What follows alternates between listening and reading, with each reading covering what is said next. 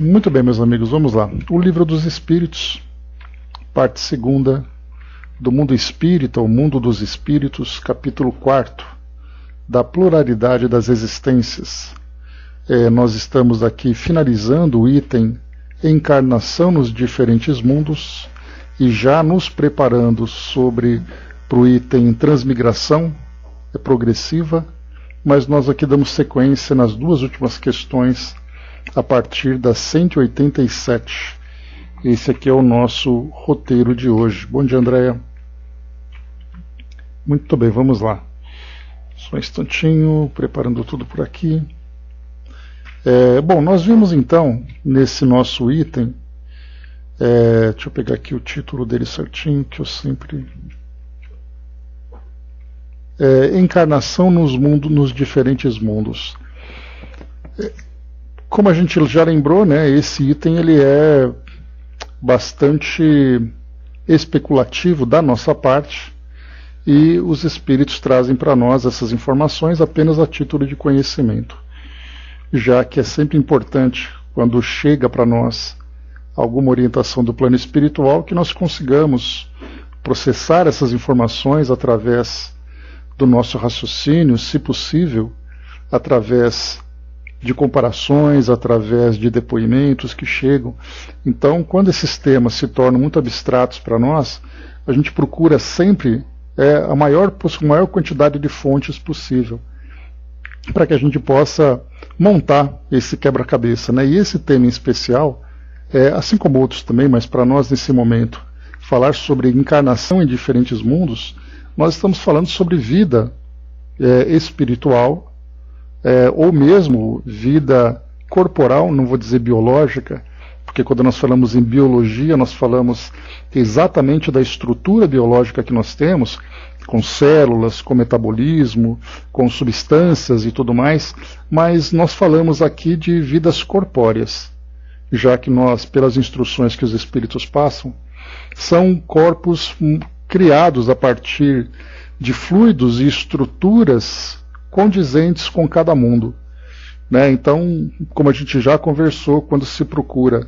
vida fora do nosso planeta, a primeira e mais importante substância que é procurada é a água, porque a nossa vida biológica depende dessa água. Mas e se for uma vida corporal que não tem a mesma estrutura biológica que a nossa? Então é algo completamente fora da nossa realidade. Por isso, então, fica no campo dessa especulação, a gente estimula a nossa imaginação para tentar entender que existe vida, mas não vamos além daquilo que não é possível, tentar entender como são esses corpos. Mas aqui então fala para nós sobre a importância, o mais importante de tudo, né? Sobre a necessidade da reencarnação de acordo com o grau evolutivo de cada espírito, a condição de cada mundo para que esses espíritos possam reencarnar e cumprir ali as suas tarefas, que são compromissos evolutivos. Então, mundos inferiores, mundos semelhantes, mundos superiores, enquanto houver necessidade de reencarnação.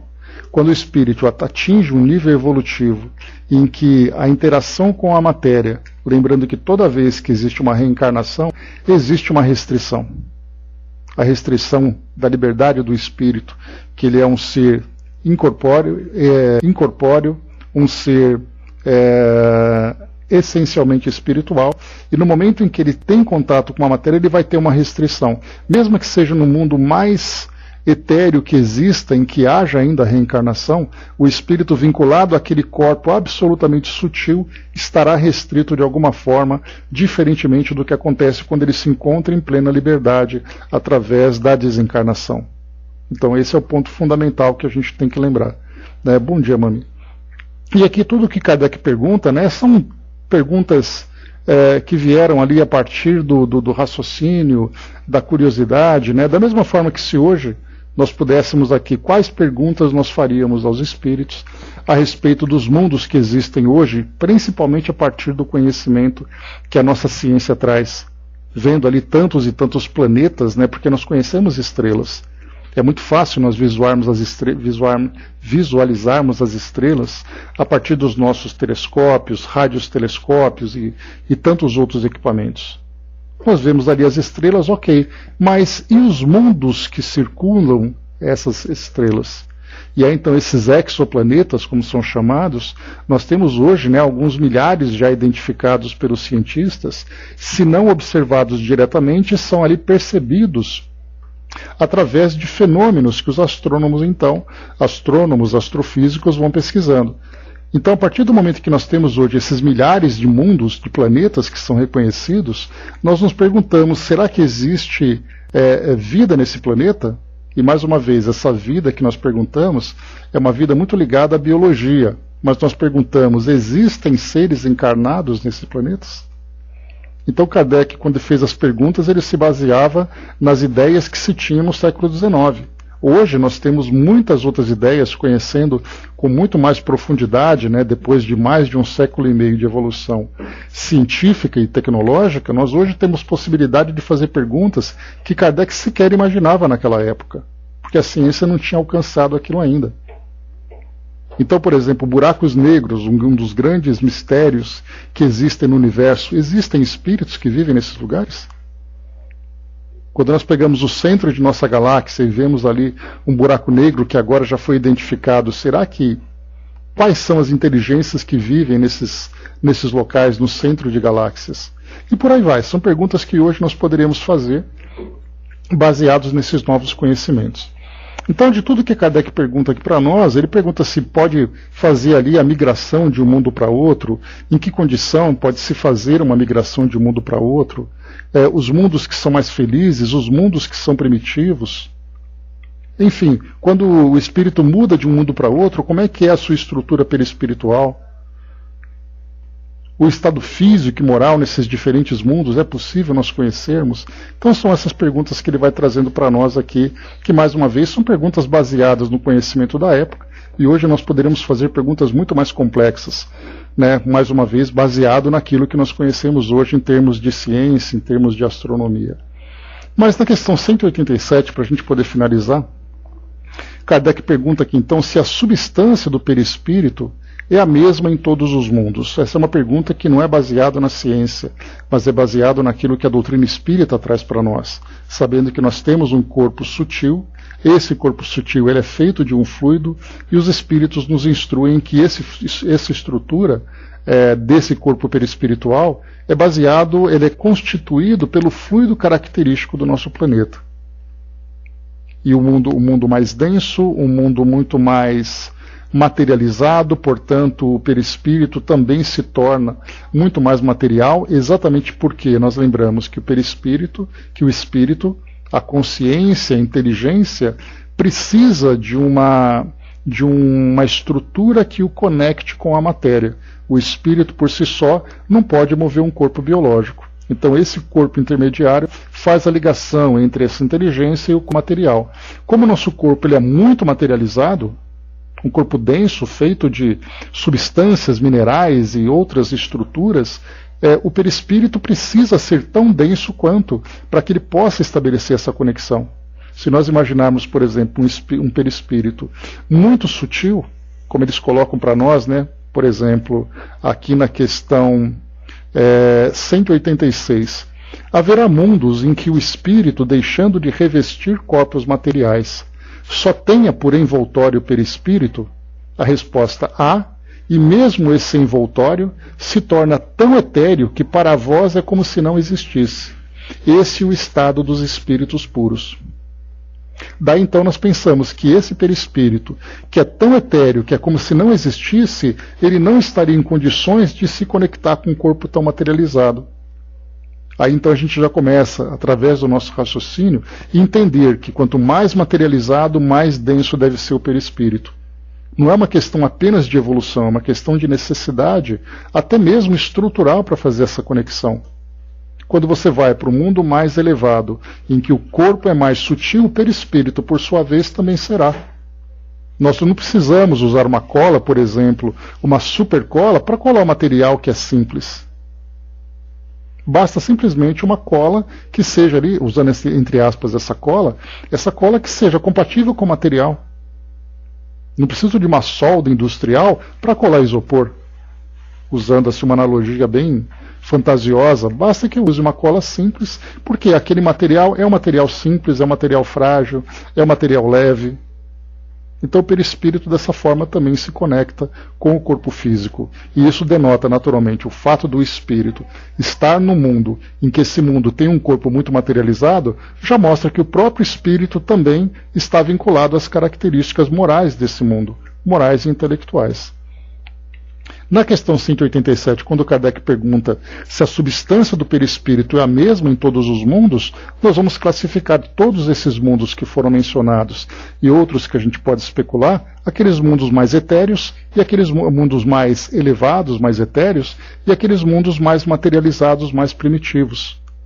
Cada mundo, então, com a característica do seu próprio ambiente. Então, o perispírito precisa ter na sua composição fluídica, em termos de densidade, uma compatibilidade com a matéria daquele mundo. O mundo materializado, perispírito mais materializado. O mundo mais sutil, o perispírito mais etéreo. E a resposta dos espíritos, então, é a mesma em todos os mundos? Não. É mais ou menos etérea. Passando de um mundo a outro, o espírito se reveste da matéria própria deste mundo, operando-se, porém, essa mudança com a rapidez do relâmpago. E aqui a gente vai entrar nessa questão, Bom dia, Masa, a gente vai entrar nessa questão em algo muito curioso, em debates que existem dentro dos grupos de estudos aqui no meio espírita, porque alguns textos falam para nós, algumas deduções ou mesmo até instruções que chegam, falam para nós que o corpo perispiritual ele é formado de várias estruturas. Até 7 chegaram a esse número. Outros chegam até 9. Mas falam que a memória fica nesse perispírito. E aí vem o grande enigma para nós aqui. Quando o espírito sai de um mundo para outro, ele absorve aquele fluido para formar o seu perispírito. E a pergunta é, e a memória? A memória vai junto com ele? Ele troca de perispírito? Ou o espírito se adapta, o perispírito se adapta a esse fluido? Aí nós vamos entendendo que é uma questão de adaptação e que a questão da memória também, embora um grupo pense no perispírito e o outro grupo compreenda que a memória fique reservada, fique armazenada na mente do espírito, o perispírito então ele apenas passa por uma fase de transição. Ele passa por uma transformação. E não simplesmente você deixa um para poder ter o outro. Você tira toda aquela roupa fluídica e depois você veste outra roupa fluídica. Se nós pensarmos que o espírito não pode deixar o perispírito, porque ele faz parte da sua natureza, então nós vamos ver que o perispírito ele passa por uma transformação, em que há essa mudança nas características fluídicas, tanto em densidade ou outras características que nós desconhecemos, para que ele possa então se adaptar àquele mundo. E aí vem outra questão também que nós especulamos, né, que é uma curiosidade, quando Jesus reencarna no nosso mundo. Um espírito puro, com um perispírito absolutamente desmaterializado, e aí então ele vem para um planeta como o nosso para poder reencarnar aqui. O tempo que ele passa para passar por essa transformação perispiritual, para se submeter a essa transformação, e depois a forma como o espírito reage a essa densidade, ainda tem isso. Porque não é somente assim, ele pegou e absorveu o fluido do planeta Terra para poder reencarnar aqui. Como o espírito se sentiu nisso? Aparentemente pode dizer, não sentiu nada, sente sim.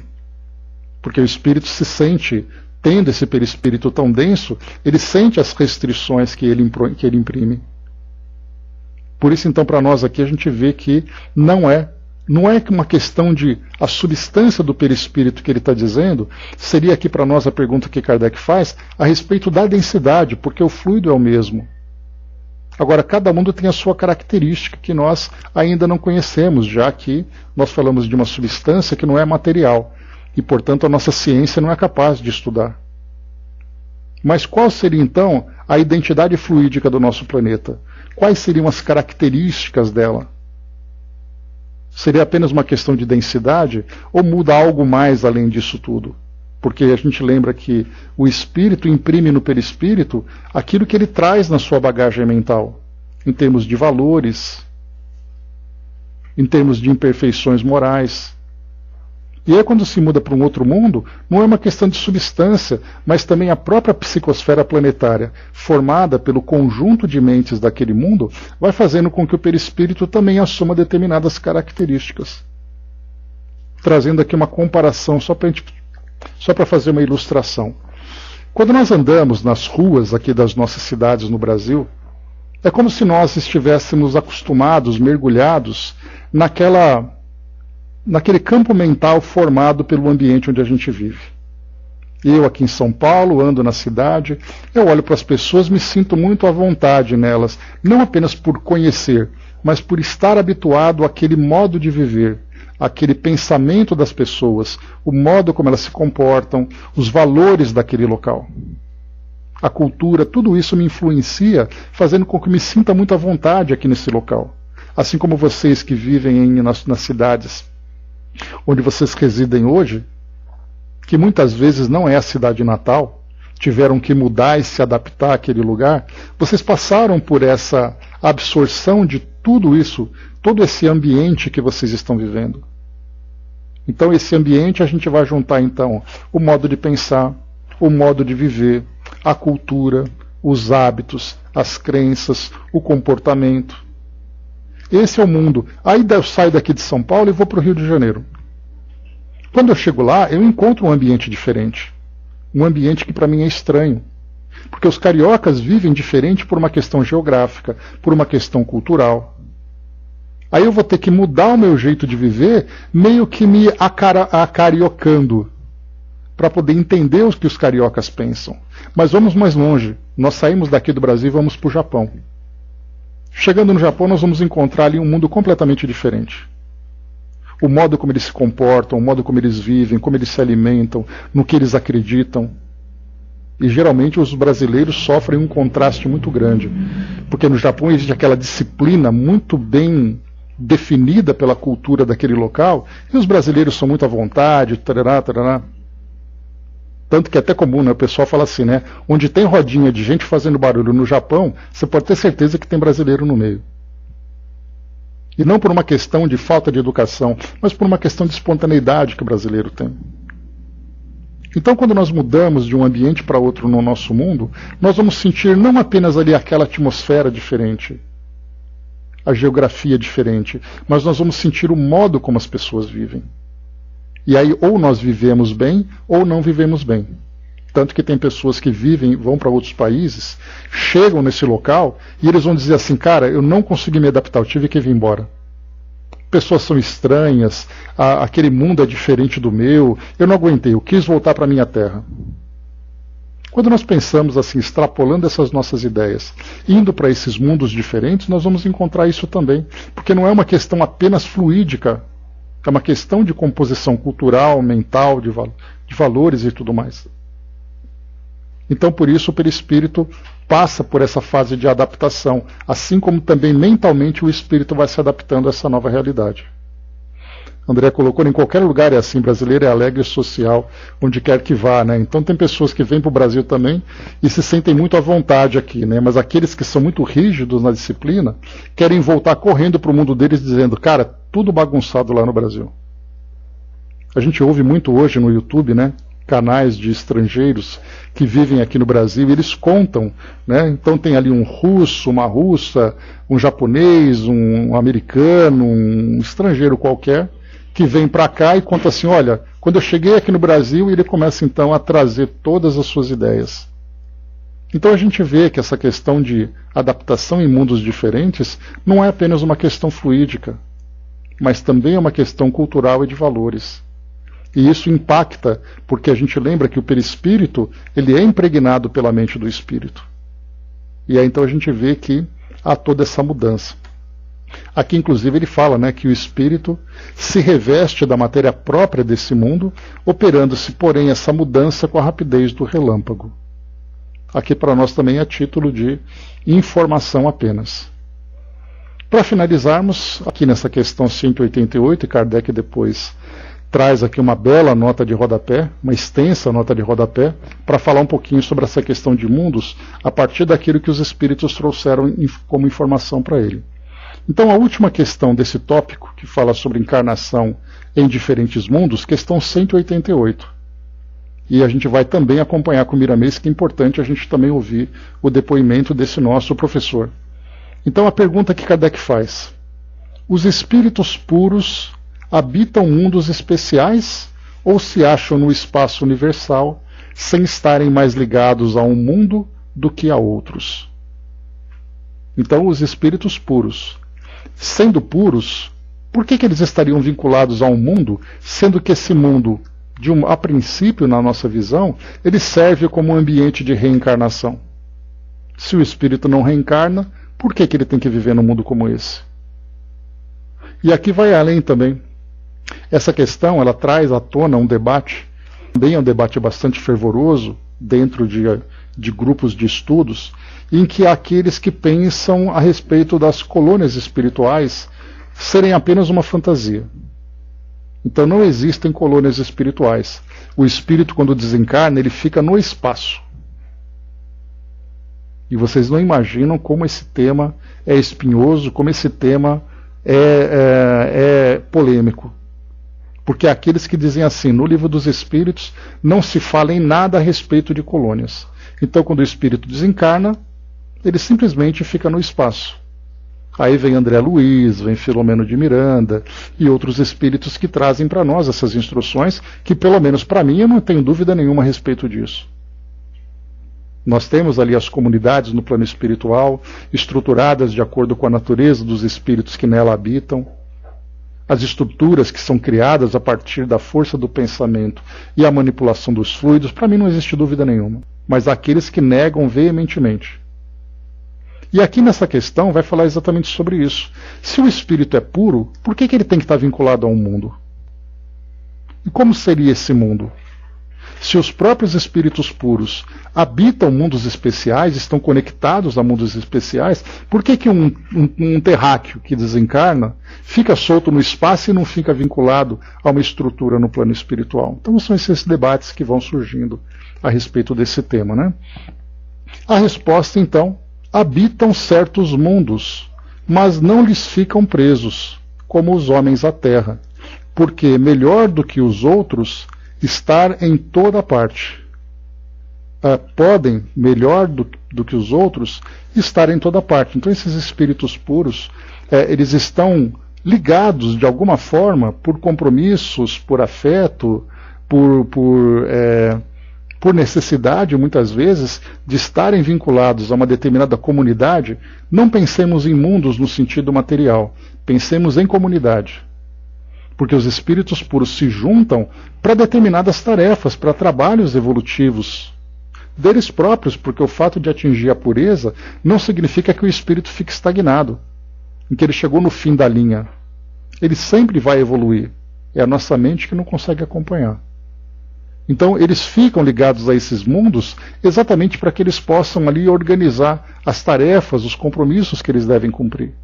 E é aqui que Kardec traz uma nota de rodapé, que nós vamos a ela agora. André colocou, né, isso não tem lógica nenhuma, né, porque ficar vagando solto no espaço sem direção e apoio, para mim é incompreensível, não entendo como não entendem isso, né? Pois é. A gente pensa num espírito que mal sabe que desencarnou, como é que ele vai se ver no mundo espiritual solto no espaço, né? Mas, Andréia, debates assim fervorosos, muitas vezes até agressivos por causa disso. Né? Então a gente fica aqui no nosso mundo discutindo o sexo dos anjos, né? E a nossa lógica acaba ficando tomada pelas nossas paixões. Mas vamos lá. Kardec então fala um pouquinho sobre essa questão. Então ele traz aqui essa nota que diz o seguinte: segundo os espíritos, de todos os mundos que compõem o nosso sistema planetário, a Terra é dos que tem habitantes menos adiantados, física e moralmente. Marte lhe estaria ainda abaixo, sendo-lhe Júpiter superior de muito, a todos os respeitos.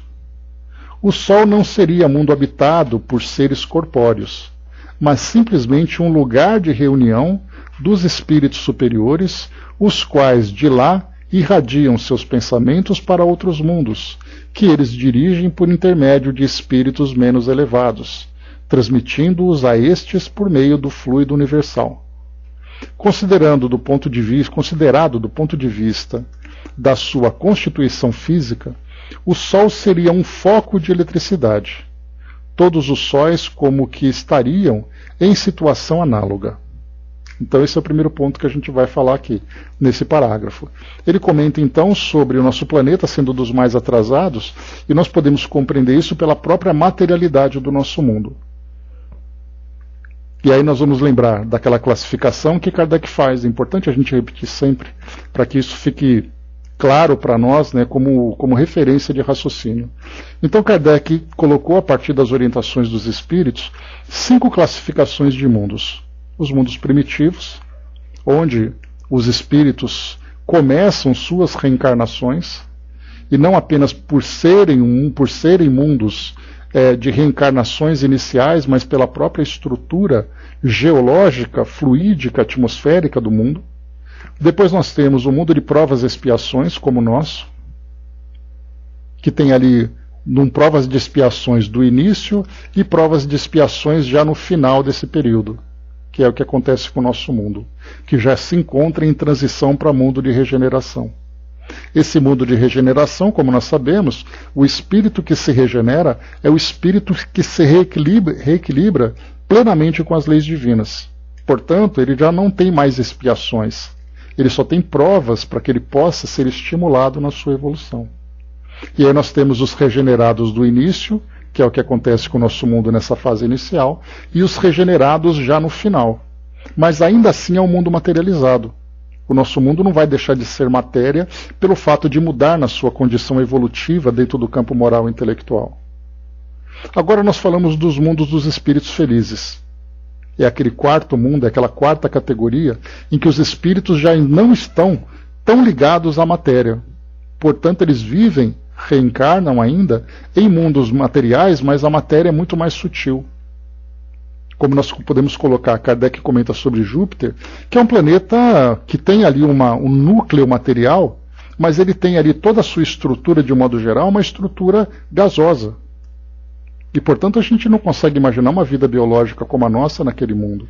Mas podemos imaginar uma vida espiritual, em espíritos que trazem perispíritos bem sutis, que vivem normalmente nesse mundo. Eles percebem a matéria, eles percebem a restrição da matéria, porque são espíritos que reencarnam nesses mundos.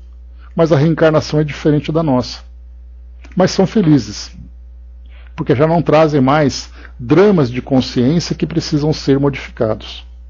E depois nós temos o último mundo, que é o mundo angelical, o mundo dos espíritos puros. É aquele mundo onde já não existe mais reencarnação. Então o que Kardec traz para nós aqui são informações. E aí ele traz aqui uma referência a respeito do Sol, quando ele fala que ele não é habitado por seres corpóreos, mas é um lugar de reunião dos espíritos superiores. Como essas reuniões acontecem, qual é a pauta de reunião que eles fazem, de que forma que eles trabalham, tudo fica no campo da nossa imaginação. Se alguém disser que sabe, é porque esse indivíduo é um espírito superior, um espírito puro, e está aqui no nosso mundo para dizer que viveu lá. Ou, na verdade, ele está fantasiando, acreditando que é superior. Mas é algo que nós não conseguimos compreender. Então as estrelas, conforme é colocado para nós, é até assim algo que vai um pouco além da nossa capacidade de entendimento, em que as estrelas se tornam centros de reuniões desses espíritos. Mas enfim, Kardec continua. O volume de cada um e a distância que esteja do Sol, de cada um no sentido de mundos, né? E a distância que esteja do Sol, nenhuma relação necessária guardam com o grau de adiantamento, pois que do contrário Vênus deveria ser tida como a mais adiantada do que a Terra, e Saturno menos do que Júpiter. Aí ele fala sobre o posicionamento desses planetas com relação ao Sol. Muitos espíritos que na Terra animaram personalidades conhecidas disseram estar reencarnados em Júpiter, um dos mundos mais próximos da perfeição, e há causado espanto que nesse globo tão adiantado estivessem homens a quem a opinião geral aqui não atribuía tanta elevação.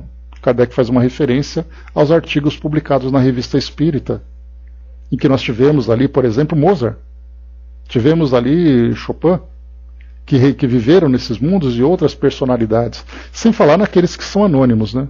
Porque nós falamos daqueles que são conhecidos, esses nomes que causam grande impacto para quem está lendo, mas tantos outros que estão vivendo nesses locais. E eles então trazem seus depoimentos. E ele segue. Nisso nada há de surpreendente, desde que se atenda a que, possivelmente, certos espíritos habitantes daquele planeta foram mandados à Terra para desempenharem aí certa missão que, aos nossos olhos, os não colocava na primeira plana, ou no primeiro plano. Então, muitas vezes nós vemos, né, como Wolfgang Amadeus Mozart. Para quem assistiu ao filme Amadeus, lembra um pouco da história dele, né? Que ele era ali um espírito que trazia uma capacidade cultural invejável, mas que teve uma vida bastante mundana, tanto que no final acaba desencarnando, tomado por uma angústia, tomado por uma melancolia, que fez com que ele desencarnasse quase como indigente. E a gente pensa, um espírito puro passa por isso, nós não compreendemos qual é a sua missão. Nós julgamos o comportamento dele pelas influências do mundo, mas qual exatamente ali o propósito daquele espírito? Não conhecemos, por isso a gente, conhecendo hoje, claro que o filme ali ele é baseado na biografia do Mozart, né, mas tem ali alguns elementos hollywoodianos, digamos assim. Aliás, um belo filme. Fica aí a recomendação. E também aqui para nós, em segundo lugar, deve-se atender a que entre a existência que tiveram na Terra e a que passaram a ter em Júpiter, podem eles ter tido outras intermédias em que se melhoraram. Aqui tem algo importante também. Tem uma questão aqui do Livro dos Espíritos, que ela é baseada num artigo da Revista Espírita, exatamente próximo a esse artigo publicado em Júpiter. E aí é dito, então, que do planeta Terra para Júpiter, esses espíritos passaram por um campo intermediário, onde ali eles passaram por essa adaptação para depois chegarem até lá. E aí os espíritos disseram que esses mundos, geralmente mundos inabitados, serviam de acampamentos que são temporários para que esses espíritos pudessem passar por essa fase de transição. E essa questão também ali é toda polêmica, né? Porque diz respeito exatamente a essas comunidades no plano espiritual. Que muitos espíritos, muitas pessoas dizem que o espírito desencarna, fica temporariamente nesses acampamentos e depois reencarnam de novo. Só que como não leram a Revista Espírita, não entenderam que essa referência de acampamento é nesse intermédio entre esses mundos. Mas seguindo aqui para nós, Kardec continua, ele está se baseando em tudo nesses artigos. Finalmente, cumpre-se considere que naquele mundo, como no nosso, múltiplos são os graus de desenvolvimento e que entre esses graus pode mediar lá a distância que vai entre nós do selvagem ao homem civilizado. Assim, do fato de um espírito habitar Júpiter, não se segue que esteja no nível dos seres mais adiantados, do mesmo modo que ninguém pode considerar-se na categoria de um sábio do Instituto só porque resida em Paris. Aqui ele faz uma referência, né, do Instituto de Ciência e tal. Então é aquela pessoa que tem grande conhecimento, é respeitado e tudo mais, e uma outra pessoa que vive em Paris como um mendigo. Não dá para dizer que os dois estão no mesmo nível pelo fato de viverem em Paris. As condições de longevidade não são, tampouco, em qualquer parte as mesmas que na Terra, e as idades não se podem comparar. Evocado, um espírito que desencarnara havia alguns anos, disse que desde 6 meses antes estava encarnado em mundo em cujo nome nos é desconhecido. Interrogado sobre a idade que tinha nesse mundo, disse: não posso avaliá-lo, porque não contamos o tempo como contais. Depois, os modos de existência não são idênticos.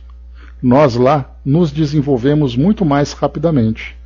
Entretanto, se bem não haja mais de 6 dos vossos meses que estou lá, posso dizer que, quanto à inteligência, tenho 30 anos de idade que tive na Terra. Então aqui é um depoimento dele, né? Porque, como a gente comentou no estudo passado, muitas vezes nós temos ali um mundo em que a estrutura corporal do espírito, não vou dizer biológica mais uma vez, porque nós não falamos da biologia terrena, mas a estrutura corpórea daquele espírito, ele é muito mais sutil e, portanto, o espírito evolui com muito mais rapidez. E com 6 meses de idade naquele mundo, ele tem um intelecto de 30 anos. porque rapidamente a sua consciência se expande, pelo fato dele não ficar restrito a um corpo biológico, que depende da natureza para fazer com que o sistema neurológico evolua, se desenvolva, a sua estrutura cerebral permita que ele manifeste alguma ideia. Por isso que nós temos hoje, dentro da psicopedagogia, da psicomotricidade, os estudiosos que estudam a evolução da criança, sabendo ali que com tantos meses a criança senta, com tantos meses ela consegue segurar a cabecinha, com tantos meses ela começa a dar os primeiros passos. Tudo isso é estudado de um modo bem detalhado, exatamente porque nós conseguimos compreender a natureza do nosso organismo. A ciência permitiu isso. A psicologia permitiu isso, a pedagogia também permitiu.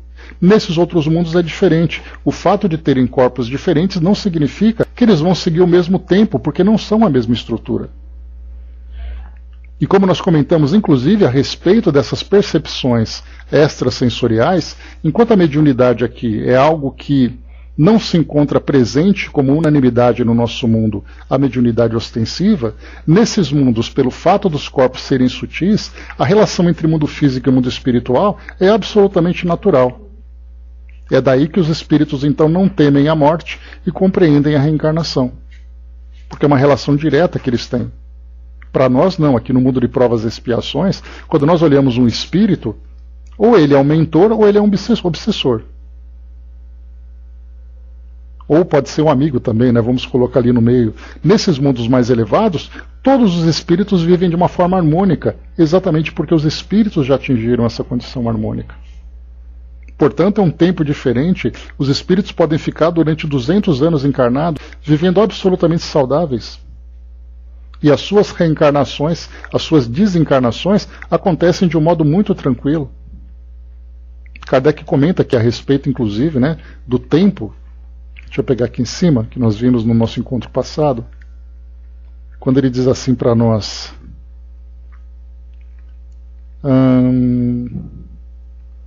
Só um instantinho. Bom dia, Sandra. Pera lá.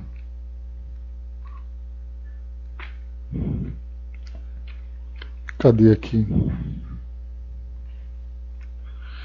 Eu não encontrei agora, mas Kardec pergunta se a infância, o tempo de infância desses espíritos é o mesmo que o nosso mundo.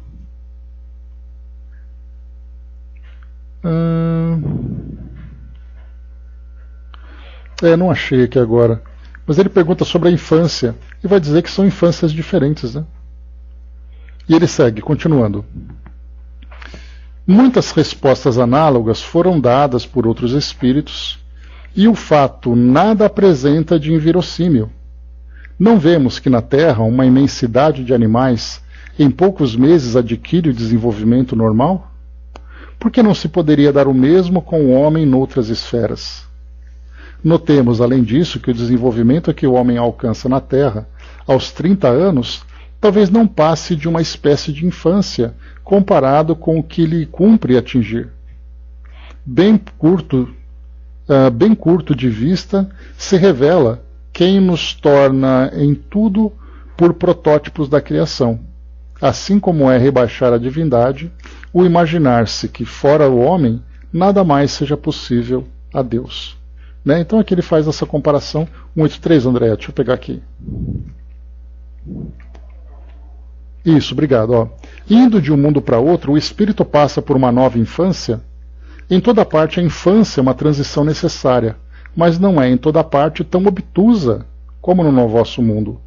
Então essa ideia obtusa, quer dizer restritiva, é uma característica do nosso mundo, pelo fato de termos um corpo que limita tanto, que influencia tanto no espírito. E nós vamos ver mais para frente aqui, quando ele fala sobre a influência da matéria sobre o espírito. Como ela limita, como ela impede que o espírito manifeste todo o seu potencial. Só que tem mundos em que o corpo é tão sutil que o espírito ali rapidamente já começa a adquirir consciência plena de si mesmo. E mais do que isso, começa também a trazer todo o seu potencial moral e intelectual. Enquanto aqui uma criança de 6 meses está ali comendo papinha e tudo mais, nascendo os primeiros dentinhos, quando nós temos nesse mundo, o espírito já tem consciência de 30 anos. Então, essa ideia de mundos habitados e entender as características de cada mundo, encarnações e vida no mundo espiritual diferente, é para nós a título de conhecimento, mas como Kardec coloca, é absolutamente lógico tudo isso. Principalmente quando nós compreendemos, né, que Deus não criou o mundo como centro do universo, o nosso planeta como centro do universo. Bom dia, dona Miriam. Vamos lá. Então agora, Miramês, vamos com ele então acompanhar aqui o comentário dele. O título do artigo é Espíritos Livres, questão 188. Ele diz assim: a condição de espírito livre é conquistada pela alma em suas variadas reencarnações nos diversos mundos. A idade da alma é a soma das suas experiências. A liberdade do espírito lhe vem pelo conhecimento da vontade. Já é do nosso conhecimento que Deus criou a alma simples e ignorante. No entanto, toda a criação tem na sua estrutura todas as qualidades espirituais do seu Criador, na feição de filhos do seu coração, sem com isso poder ele se igualar. Os espíritos livres, os puros espíritos, não estão apegados aos mundos que habitam, porque consideram como sua casa o mundo onde se encontram naquele momento. Amam a todos de igual modo, considerando-os como seu próximo, mas nunca se esquecem de que, em primeiro lugar, amarem a Deus sobre todas as coisas, mandamento divino que todos respeitam com sinceridade. Os espíritos livres sentem a felicidade onde se encontram e trabalham em benefício da ordem e do progresso onde quer que seja. Eles estão completamente libertos das mazelas humanas. Já se esqueceram do ódio, não se lembram mais da inveja, do ciúme, enfim, da decadência moral. Compreendem e aceitam todas as regras estabelecidas pela natureza e vivem dentro da alegria. A sua pureza lhes mostra a verdadeira paz. Os espíritos puros, por vezes, habitam certos mundos compatíveis com seus entendimentos, porém não ficam apegados a eles, podem estar em toda parte e, pelos dons que desenvolveram, o céu se encontra dentro deles. A ideia do paraíso interior, né? Isso é uma ciência divina, doando aos filhos de Deus o que eles alcançaram pela maturidade espiritual. Os espíritos ignorantes os são por não conhecerem a verdade que os libertam. Quando eles passarem a conhecer as leis do Criador, imutáveis em todas as direções, e respeitá-las, entrarão nos caminhos da luz, e deles nunca mais sairão. Jesus, a esse respeito, afirmou que eles não sabem o que fazem e não são maus, apenas ignoram o que se encontra de bom em seus caminhos. A liberdade tem um preço. O custo é sobremodo grande, maior do que se pensa, porque ela não se compra com o ouro do mundo, nem com as tramas da inteligência que desconhece o bem comum. Ela depende do amor que se pode desenvolver na vida. A maturidade é o selo da liberdade e, para tanto, o tempo é o grande cooperador desse estado d'alma. A Terra, tornamos a dizer, é um mundo de provas, onde as almas respondem pelos seus atos e pagam as suas dívidas, recolhendo experiências e conferindo valores. Aqui, quando ele fala de provas, né? Provas e expiações. Né? Lembrando que toda expiação é uma prova, mas nem toda prova é uma expiação. De qualquer forma, é uma prova, a prova de caráter, né? O espírito reviver aquilo que ele criou no passado e aquilo que ele pode vivenciar de experiências futuras. Então, ele coloca provas aqui de um modo geral. Os espíritos nela estagiados, procurem valorizar o tempo, para que esse tempo possa lhes dar uma luz, de modo a levá-los a enxergar os caminhos da vida. Que não se esqueçam de Jesus. Ele é o doador maior nos caminhos do mundo, é o pastor do rebanho que se acha no mundo terreno, e passando por ele, encontrarão mais vida e mais entendimento em todos os campos do amor e do saber. Então aqui para nós, essa mensagem, esse comentário, esse artigo, de Miramês, que traz essa visão do que é viver no mundo elevado. E nós ainda, né, o que ele chama a nossa atenção é exatamente falar do mundo elevado, mas lembrar que nós estamos aqui em processo de elevação. Então não basta a gente olhar lá para cima e pensar como eles vivem lá. É nós trabalharmos para também termos o merecimento de estarmos nesse mundo. E o tempo é o nosso maior aliado, como foi colocado. E não apenas o tempo, mas especialmente a vontade. A Mami colocou, né, será que eles têm como modelo de aprendizado a família ou entendem a todos como família? Pois é, boa questão, né, o Mami, porque família, na verdade, nós colocamos é por essa relação de afinidade. Nós temos alguns relatos que falam sobre o mundo espiritual, esses planetas em especial, mas não é uma questão definida. Tanto que Kardec coloca nessa observação de rodapé aqui da questão 188, ele fala que Júpiter é dos mais elevados, mais próximos da felicidade, dos mundos felizes, e Marte é dos mais atrasado que a Terra. Porém, há divergência sobre isso quando nós temos outros espíritos que falam também que Marte é mais evoluído que o nosso, trazendo detalhes, inclusive, sobre isso, né, no caso de Emmanuel, Maria João de Deus, Ramatiz, um espírito espiritualista, mas que fala sobre essa questão também. Então eles vão trazendo ali como são as características desses mundos. Para nós acaba sendo ali, né, apenas a título de curiosidade, mas é irrelevante esse tipo de informação. Porque a gente começa a olhar os mundos e fazer julgamentos a respeito das suas condições, a respeito dos seus habitantes, mas o que vale para nós é o nosso dia de hoje. Nós estamos no lugar certo, na hora certa, fazendo as coisas que tem que fazer. Então, como é do outro lado, isso aí acaba sendo irrelevante. Por isso que os espíritos não valorizavam muito isso tudo. O que eles falam é: trabalhe aí, no mundo que você vive, fazendo o seu trabalho, cumprindo o seu papel. Mas o que é colocado é que nesses mundos mais elevados o conceito de família é muito diferente. Porque existe um forte laço de conceito de família por causa das relações consanguíneas. Então é aquela criança que nasce dentro de uma família, se desenvolve, passa muito tempo sendo cuidada, sendo acolhida. Temos ali instintos maternos e paternos que acabam cuidando dessas crianças, e os laços se tornam muito mais profundos. Nesses mundos mais elevados, o espírito, quando ele reencarna, ele não reencarna para cumprir uma missão pessoal, como acontece aqui conosco. Ele tem ali uma missão coletiva e, portanto, ele acaba se envolvendo com muito mais espíritos dentro dessa mesma missão. Então, até porque a ideia que você colocou de uma família universal, eu acho que é muito mais próximo da realidade do que essa nossa. Então, imagino que seja assim também. Mas existem, claro, relações ali que são muito mais afinizadas, porque os laços de afeto eles vão existir em todos os ambientes, em todos os níveis evolutivos. Porque não dá para você dizer assim: olha, eu paro de amar tal pessoa porque agora eu passo a amar o universo. Você continua amando o universo, mas é claro que você tem relações muito mais próximas com espíritos que te acompanharam, que fazem parte da sua própria história.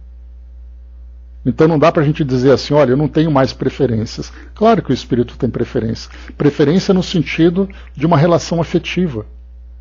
Mas o seu propósito é sempre um propósito universal.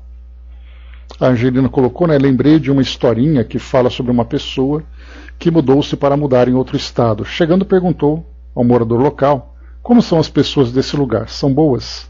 Então o senhor fez a pergunta: e lá de onde você veio, como eram? Algumas positivas, outras negativas. Aqui será igual. Então, a moral da história, tal qual é lá, será aqui. Então é a mesma coisa.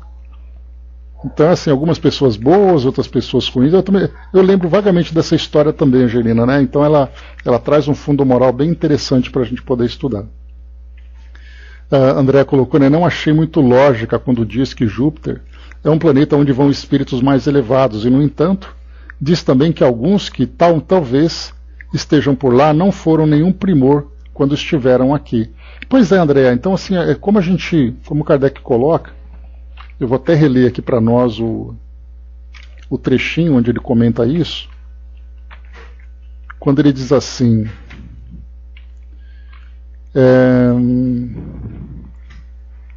muitos espíritos que na Terra animaram personalidades conhecidas disseram estar reencarnados em Júpiter, um dos mundos mais próximos da perfeição, e há causado espanto que nesse globo tão adiantado estivessem homens a quem a opinião geral aqui não atribuía tanta elevação. Nisso nada há de surpreendente, desde que se entenda que, possivelmente, certos espíritos habitantes daquele planeta foram mandados à Terra para desempenharem aí certa missão, que aos nossos olhos os não colocava no primeiro plano. Então, assim, quer dizer, por exemplo, um espírito como o Mozart, que a biografia dele trouxe para nós, mais uma vez, é claro que é uma biografia que, por exemplo, a gente teve aquele ator que dava aquela risadinha, né? Que era muito engraçada. A pergunta é, Mozart ria daquele jeito? Aí ele gostava de ficar ali no meio de mulheres. Mozart gostava daquilo tudo? Né? Então, assim, a ideia que a gente tem é muitas vezes uma questão pessoal. Mas ele não foi um espírito, por exemplo, Mozart, que afetou de uma forma negativa a sociedade onde ele se encontrava. Ele pode ter tido ali alguma fraqueza, alguma tentação, pela influência do meio onde ele vive, é natural. Né? Porque ele era um espírito que era um espírito mais elevado, mas submetido às questões do mundo. Basta lembrar que até mesmo Jesus foi questionado naquela passagem do Evangelho, onde ele encontrou ali os vendilhões do templo. Né, o nome assim, vendilhões do templo. Nada mais eram que camelôs, tá? Então, assim, relaxem com essas expressões. O pessoal gosta de usar muito essas coisas difíceis, mas na verdade eram aqueles camelôs que ficavam vendendo coisas religiosas dentro daquele templo, daquela sinagoga, né? E Jesus chegou ali, segundo diz ali o relato na Bíblia, ele chegou virando mesa e dando bronca em todo mundo. Quer dizer, ele saiu aí pagando, né? Pois é, né? Então, assim, quando ele saiu dando aquelas chamadas em todo mundo ali, todo mundo diz assim, mas como é que Jesus, um espírito puro, pode ter perdido a paciência com eles? Porque é o espanto. Né? Então, e mesmo que tenha se aborrecido, muitas vezes você tem que ser duro para chamar a atenção daquelas pessoas. Era um tempo primitivo, nós falamos de 2000 anos. Se hoje você falar manso não adianta, imagina naquela época. Então, muitas vezes, você tem que ter determinados comportamentos sem dar aquele chacoalhão de despertar a consciência. E, às vezes, um comportamento que parece natural, né, do espírito, o Mozart, por exemplo, bebia muito vinho. Para quem gosta, para quem aprecia o vinho, ele é saboroso, ele dá ali aquele bem-estar diferente, né? E todo mundo fala, nossa, mas um espírito puro bebendo vinho. Jesus bebia vinho quando ele comia com a mão. Então, assim, do nosso ponto de vista, a gente acha que um comportamento era algo que está fora daquilo que era programado. Mas a grande missão de Mozart foi diferente. Ele marcou a nossa história, não pelo comportamento dele, mas pelas suas criações. A beleza que ele trouxe para aquela época, que se torna imortal e está imortalizada a sua obra, dos nossos tempos e dos tempos futuros, essa é a grande marca que o Espírito trouxe. Fazer com que a música naquela época sensibilizasse o espírito, sensibilizasse a alma, transformasse sentimentos. Essa era a sua grande missão. Então a gente foca muito na pessoa e se esquece da missão. Eis aí a grande questão. André colocou, né, mas seria sério e impositivo, mas não grosseiro, como gostam de falar, né? Pois é. Então tudo isso que a gente comenta a respeito do comportamento desses espíritos que Kardec lembra, é exatamente, né? Poxa, mas o espírito se comportava dessa forma. Entendemos a sua marca na história. Entendamos o seu comportamento. Então ele era melancólico, né, Angelina? Pelas condições, porque a gente pode perceber que isso de fato tem uma lógica. Que a Angelina colocou que o Mozart era triste, e o filme mostra um pouquinho disso também.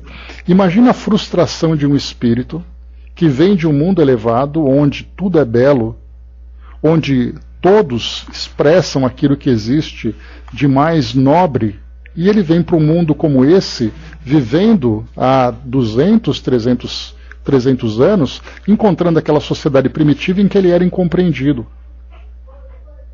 E é natural que ele sinta aquela decepção, aquela frustração, aquela melancolia, aquela vontade de querer ir embora logo.